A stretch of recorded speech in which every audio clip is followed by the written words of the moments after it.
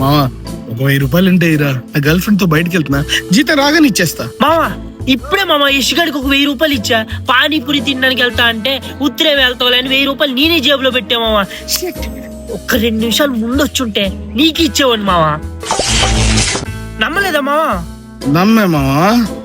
అరే మావా, నీ వైట్ షూ ఇచ్చావంటే ఈవినింగ్ ఫంక్షన్ ఉంది, వచ్చి మళ్ళీ ఉతికి యాస్టేజ్ ఎలా ఉందో అలా ఇచ్చేస్తారా?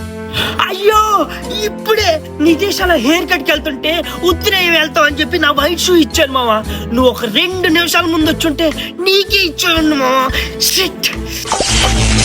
సరేరా మావా, అర్జెంట్ గా బయటకు వెళ్తున్నా, బండి తాళాలు ఎవరా?